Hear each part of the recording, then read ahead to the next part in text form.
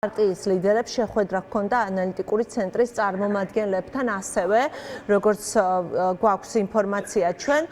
ქალბატონი თინა, რა იყო მთავარი გზავნილი, რომელიც თქვენ კონგრესმენებსა და სენატორებს გაუზიარეთ ვაშინგტონში? ამით მინდა რომ დავიწყოთ თქვენთან საუბარი. მოგესალმებით, დიდი მადლობა ჩართვის შესაძლებლობისთვის, მივესალმებით თქვენს მაყურებელს. შეხვედრები ჰქონდა და ვაგრძელებთ კონგრესში, წარმომადგენლობის პალატაში, ისე როგორც სენატში, სულ რამდენიმე წუთის წინ დავასრულეთ შეხვედრა რესპუბლიკელ სენატორთან, სენატორ ვიკერთან, რომელიცაც წამყვანი როლი აქვს მათ შორის მეგობარი აქტის თვალსაზრისით და ზოგადად ჩვენ რეგიონთან მიმართებაში ამერიკის შეერთებული შტატების უმაღლეს წარმომადგენლობის პალატაში, სენატში, ეს არის ადამიანი, რომელიც ახლა ხელმძღვანელობს ჰელსინკის კომისიას, რომლის განცხადებებსაც ქართველი მაყურებელი ძალიან ხშირად ხედავს ხოლმე, ვიცით რომ ძალიან აქტიურია ჰელსინკის კომისია, რომელიც არის ორპარტიული და ორკამერული ჯგუფი ამერიკის შეერთებული შტატების კონგრესში, რომელიც განსაკუთრებული ყურადღებით ადევნებს თვალს ანტიდემოკრატიულ ნაბიჯებს სხვადასხვა სახელმწიფოებში და ამ შემთხვევაში, რა თქმა უნდა, იმ ანტიდემოკრატიულ ნაბიჯებს, რომელსაც უკვე ხედავთ განსაკუთრებით ბოლო რამდენიმე თვის განმავლობაში მიტაცებული არჩევნების შემდეგ საქართველოში ივანიშვილის პრორუსული, პროჩინური და პროირანული ხელისუფლების დე-ფაქტო ხელისუფლების მხრიდან. როჯერ ვიკერთან შეხვედრა ამ თვალსაზრისით იყო ძალიან მნიშვნელოვანი, თუმცა სენატში ჩვენ სხვა შეხვედრებიც ჰქონდა, ასევე წარმომადგენლობის პალატაში ჩვენ თქვენ ახსენეთ ჯო ვილსონი, რომელთან გუშინაც ჰქონდა შეხვედრა და ხვალაც კიდევ უკვე მის ოფისში გვექნება მეორე ოფიციალური შეხვედრა, ასევე სტივ კოუენს, სულ რამდენიმე წუთში უნდა შევხვდეთ ასევე კონგრესმენ ბეარდს, ანუ ძალიან ბევრი შეხვედრა ჩაინიშნა, რაც მეტყველებს იმაზე, რომ ძალიან მაღალია ინტერესი საქართველოსთან მიმართებაში, საქართველოს დემოკრატიულ ძალებთან მიმართებაში. რუსული ოცნების წევრები 10 წლის წინანდელ ფოტოებს რო აქვეყნებდნენ, იმადაც მეტყველებს, რომ დღეს აღარავით დგება მათთან ფოტოს გადასაღებადაც კი და ხელით ჩამოსარქმევად, რატომ? იმიტომ რომ კონგრესში ძალიან კარგად ესმით, რომ რუსულმა ოცნებამ უღალატა ქართველი ხალხის მისწრაფებებს ევროატლანტიკური მომავლისთვის. ჩვენ ანალიტიკური ცენტრების გარდა, რომელიც თქვენ ახსენეთ, რა თქმა უნდა, მნიშვნელოვანია, როგორც არის ატლანტიკის საბჭო და სხვები, ასევე სახელმწიფო დეპარტამენტშიც ჰქონდა შეხვედრები, იმიტომ რომ რა თქმა უნდა, საკანონმდებლო პროცესებთან ერთად მნიშვნელოვანია, რომ პოლიტიკის ვექტორის ცვლილება არ მოხდეს, რაზეც რა თქმა უნდა, რუსული ოცნების წევრები გარკვეულ ცდილობებს აწარმოებდნენ სახელმწიფო მდივნის დონეზე.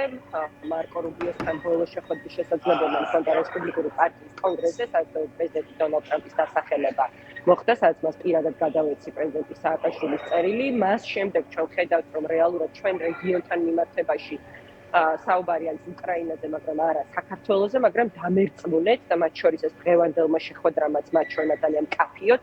ეს იმას არნიშნავს, რომ საქართველო დავიწყებულია, ან საქართველოსთან პოლიტიკის გადახედვა შესაძლებელია ივანიშვილის რეჟიმის პირობებში. ერთადერთი რამ რაც გამოიწვევს ამერიკის შეერთებული შტატების პოლიტიკის ცვლილება საქართველოსთან მიმართებაში, ეს არის ის, რომ საქართველო დააბრუნდეს ისევ დემოკრატიულ. მე მინდა გკითხოთ მეგობარ აქტთან დაკავშირებით, მეგობარი აქტის პერსპექტივებთან დაკავშირებით, რა იკვეთება, რას უნდა ელოდოს საზოგადოება მისგან, საზოგადოება, რომელსაც აქვს ძალიან დიდი მოლოდინი ცხადია და რა გავლენა შეიძლება მართლაც მოახდინოს შიდა პოლიტიკურ პროცესებზე ამ აქტმა, ის რაც მოისმინეთ თქვენ რა განწყობა დაგხვდათ და რა შეგიძლიათ გითხრათ? კი, ვიკა, კარგად რომ გვესმოდეს მეგობარი აქტს აქვს ორი მნიშვნელოვანი ნაწილი, ანუ ეს არ არის აქტი, რომელიც ითვალისწინებს მხოლოდ და მხოლოდ სანქციებს ივანიშვილის წინააღმდეგ. დიახ, ეს აქტი ითვალისწინებს სანქციებს ივანიშვილის და მისი რეჟიმის ხელშემწყობების წინააღმდეგ, ეგრეთ წოდებული ბიზნესი და სინამდვილეში კორუმპირებული ფინანსური ელიტა, რომელზეც დგას ივანიშვილის რეჟიმი, ისე როგორც პროპაგანდისტები და ასე შემდეგ, მაგრამ მეორე ნაწილი არის შესაძლებლობების ნაწილი, დაცვის ნაწილი, ეკონომიკური დახმარების ნაწილი, რომელსაც ხაროთ საქართველოს და საქართველოს მოქალაქეები ვერ იღებენ, იმიტომ რომ დღეს ჩვენ გვყავს ივანიშვილის რეჟიმი. იმიტომ რომ ეს აქტი ასევე ითვალისწინებს უვიზო მიმოსვლას ამერიკის შეერთებულ შტატებთან. ითვალისწინებს დამატებით ინვესტიციებს ამერიკის შეერთებული შტატებიდან, რაც ნიშნავს უამრავ მაღალანაზღაურებად სამუშაო ადგილს საქართველოს მოქალაქეებისთვის ამერიკულ კომპანიებში, სადაც არის ამერიკული სტანდარტები, არა მხოლოდ ფინანსური ანაზღაურების, არამედ ბევრი სხვა თვალსაზრისით, ხო? რისთვისაც აქ ცდილობენ არალეგალური გზით საქართველოს მოქალაქეების შემოღწევას ამერიკის ტერიტორიაზე, იმისთვის რომ შემდეგ აქ მიღებული შემოსავალი ისევ და ისევ საქართველოში დატოვებულ ოჯახებს უგზავნონ. ეს აქტი ასევე ითვალისწინებს იმ შესაძლებლობას, რომ გაფორმდეს თავისუფალი ვაჭრობის ხელშეკრულება საქართველოსა და ამერიკას შორის და გაიზარდოს ვაჭრობა არა ჩინეთთან, არა ირანთან, არა რუსეთთან, მათ შორის სხვადასხვა სანქცირებული ტვირთების ექსპორტით თუ იმპორტით არალეგალური გზებით, არამედ ამერიკის შეერთებულ შტატებთან, სადაც უზარმაზარი და თავისუფალი ბაზარია, პროგნოზირებადი და მიმზიდველი ქართველი მეწარმეებისთვის. რომელიც ითვალისწინებს ასევე ძალიან დიდ დაფინანსებას, მათ შორის თავდაცვის ნაწილში, იმისთვის, რომ საქართველოში გაიზარდოს თავდაცვის უნარიანობა და მედეგობა და ბევრი სხვადასხვა მიმართულებით. ეს ყველა სიკეთე ჩვენ დღესვე შეგვეძლო რომ მიგვეყო.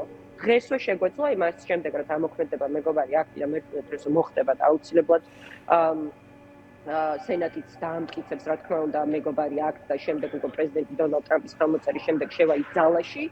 ამ ყველა სიკეთით ჩვენ შეგვეძლო გვესარგება, მაგრამ ნაცვლად ამისა ის ერთადერთი მექანიზმი, რომელიც ამოქმედდება რეალურად, რომელიც გათვალისწინებულია მეგობარი აქტით, ეს არის სასანქციო მექანიზმი ივანიშვილის და მისი კორუმპირებული, მოძალადე, დანაშაულებრივი დაჯგუფების წევრების მიმართ.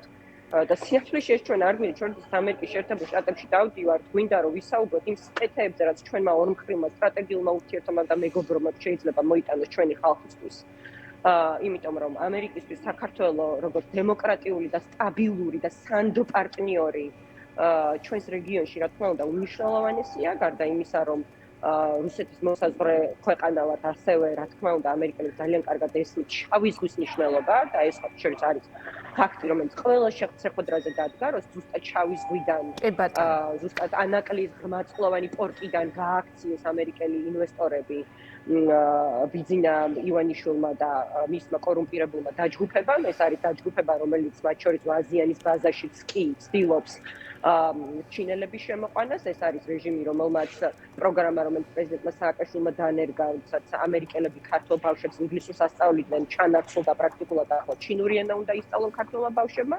და ხედავთ, რომ სტრატეგიული პარტნიორის ჩანაცვლება ხდება ამ ავტოკრატიით, რომელმაც აირჩია მეგობრად არა ამერიკა, ზე სახელმწიფო, ყველაზე ძლიერი ეკონომიკა მთელ მსოფლიოში, რომელიც რაც მთავარია ჩვენთვის, ასევე ღირებულებითად ჩვენ გვაქვს ეს მნიშვნელოვანი თანხმედრა, სადაც თავისუფლება არის ყველაზე მნიშვნელოვანი ღირებულება და ქართულ ხალხს ცდილობს, რომ ეს არჩევანი წაართვას ივანიშვილმა თავისი ავტოკრატიული მმართველობის შედეგად და ნაცვლად რეალური, სანდო, დიდარი, კეთილსინდისიერი მეგობრისა, როგორც ამერიკის შეერთებული შტატები, რომელიც ასეულობით მილიონი დოლარს დებდა საქართველოში და მომავალში კიდევ უფრო მეტს ჩადებდა, ჩაანაცვლოს ჩინეთით.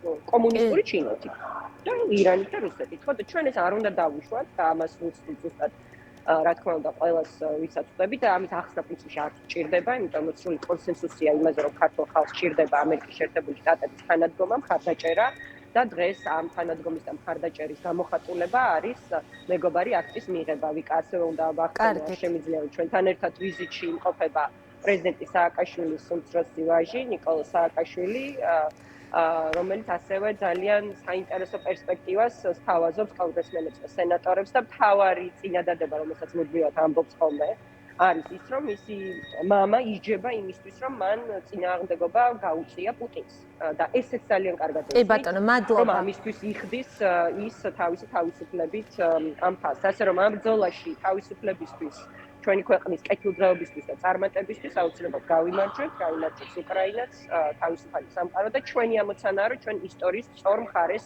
სწორ პარტნიორებთან ერთად ავყავთ. თავიდან მეგონა სხვათა შორის ედუარდ სააკაშვილი იყო, იმიტომ რომ ნიკოლოზ სააკაშვილი სულ პატარა მგონია რატომღაც. კი ბატონო. წარმოუდგენლად გონია ისურვები, რომ კი ბატონო, ძალიან კარგი. ასწივებდეს ასეთი ანალიზის უნარს. სადაც ჩვენთვის ძალიან სასიამოვნო იყო მასთან ერთად აქ ყოფნა. მადლობა და თინა. ზოგადად მიმაჩნია, რომ ახალგაზრდები უფრო აქტიურად უნდა ჩაერთონ პოლიტიკურ პროცესებში, ნამდვილად იმიტომ რომ მომავალი არის მათი და ჩვენც რასაც ვაკეთებთ, რა თქმა უნდა, ვაკეთებთ მათთვის, ჩვენი შვილებისთვის, ყველას შვილისთვის და ჩვენი ქვეყნის უკეთესი მომავლისთვის. მადლობა თინა, თინა ბოკუჩავა იყო ჩვენი გადაცემის სტუმარი.